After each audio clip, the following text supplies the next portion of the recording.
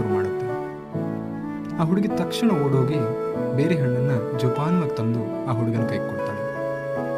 ಆ ಮಹಿಳೆ ಹುಡುಗಿಗೆ 80 ರೂಪಾಯಿ ಕೊಡ್ತಾಳೆ. ಸರಿಯಾಗಿ ಲೆಕ್ಕ ಮಾಡಿದ ಹುಡುಗಿ 40 ರೂಪಾಯಿನ ವಾಪಸ್ ಕೊಡ್ತಾಳೆ. ಚೌಕಾಸಿ ಮಾಡ್ತಿದ್ದ ಮಹಿಳೆ ಅದನ್ನ ಒತ್ತಾಯ ಮಾಡಿ ಕೊಡೋಕೆ ಹೋಗ್ತಾಳೆ. ಆದರೆ ಆ ಹುಡುಗಿ ತಗೊಳ್ಳೋದಕ್ಕೆ ಒಪ್ಪಲ್ಲ. ಅದಕ್ಕೆ ಆ ಮಹಿಳೆ, ನೋಡು, ಈ ಹಣ್ಣನ್ನು ಹಾಳು ಮಾಡಿದ್ದು ನನ್ನ ಮಗ, ಹಾಗಾಗಿ ನಿನಗೆ ನಷ್ಟ ಆಗತ್ತೆ, ತಗೋ ಅಂತ.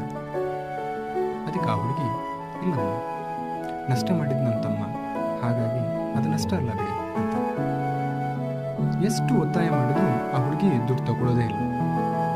ಮತ್ತೆ ಹೇಳ್ತಾಳೆ ಆ ಹುಡುಗಿ, ಇಲ್ಲಮ್ಮ, ಸಂಬಂಧದಲ್ಲಿ ಲಾಭ ನಷ್ಟ ನೋಡಬೇಡ ಅಂತ ನಮ್ಮಮ್ಮ ಹೇಳಿದಾಳೆ, ಹಾಗಾಗಿ ಇದನ್ನು ನಾನು ನಷ್ಟ ಅಂತ ತಗೊಳ್ಳಲ್ಲ ಅಂತಾಳೆ.